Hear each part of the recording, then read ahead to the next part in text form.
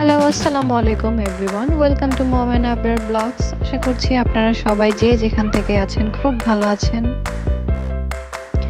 আজকে আমার শাশুড়ি বাসায় নাই, তো এখানে শুধু আমি, আমার হাজব্যান্ড, কাজের লোক, এই তিনজনের জন্য আজকের আয়োজন। তো ঝটপট আমার ব্লগটা শুরু করি। যদি আমার ব্লগটা আপনাদের পছন্দ হয়, দয়া করে একটি লাইক এবং সাবস্ক্রাইব করে দেবেন প্লিজ।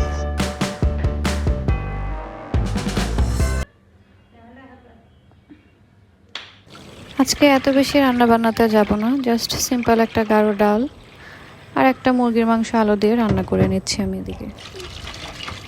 এখন দুপুর বাজে 2টা।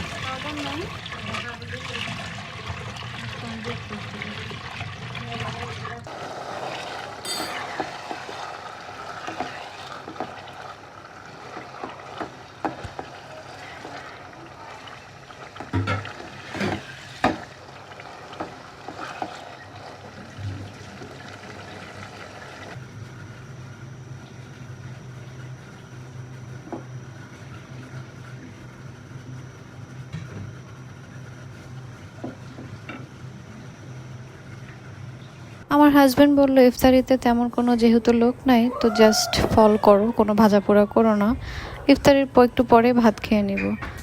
তাই আমি ইফতারির জুসগুলো একটু হেলদি রাখার চেষ্টা করেছি। এখানে আমি বানানা শেক এবং বাঙ্গির শরবত বানিয়ে নিলাম, আর কিছু ফল আর একটা ডিম সিদ্ধ করে নেব ওর জন্য।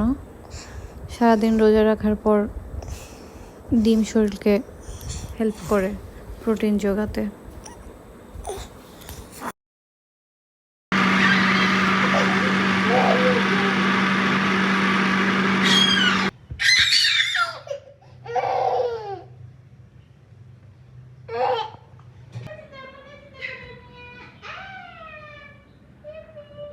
Good.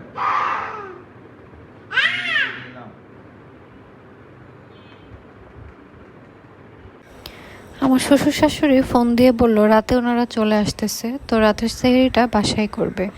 তো আমি আর কি করব, চটজলদি খালাকে বললাম সিম আলু টমেটো কেটে দিতে, রুই মাছ দিয়ে রান্না বসিয়ে দিই, না হয় একটা মুরগি দিয়ে তো আর হবে না।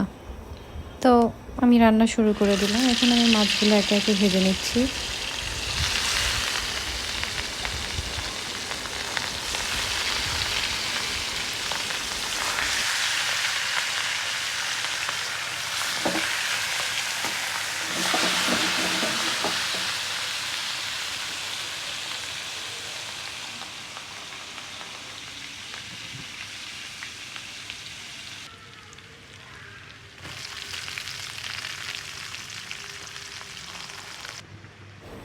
এইদিকে আমি সবজিগুলো একটু কষিয়ে নিচ্ছি। সবজিগুলো কষা হয়ে গেলে গরম পানি দিয়ে মাছগুলো ছেড়ে দেব। এদিকে আমার মাছ ভাজা হয়ে গিয়েছে। এই তো, এটা আমার সবজির ফাইনাল লুক আর কি, সিম বেগুন আলুর তরকারির। ধনেপাতা থাকলে ভালো হতো, কিন্তু ধনেপাতা নাই।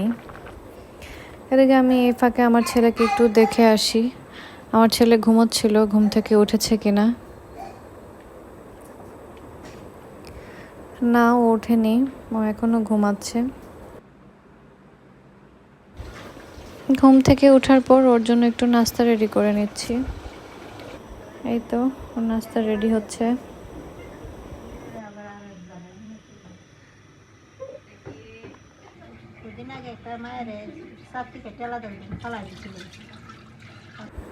ওই যে খাবারের পরে ওর প্লে টাইম, ওর খেলাধুলা শুরু আমাদের বাসার খালাটার সাথে। ওকে অনেক টেক কেয়ার করে, আসলে এরকম খালা পাওয়া ভাগ্যের ব্যাপার। অনেকে টাকা দিয়ে অনেক মানুষ রাখে, কিন্তু এত ভালো মানুষ আসলে পাওয়াটা সৌভাগ্য।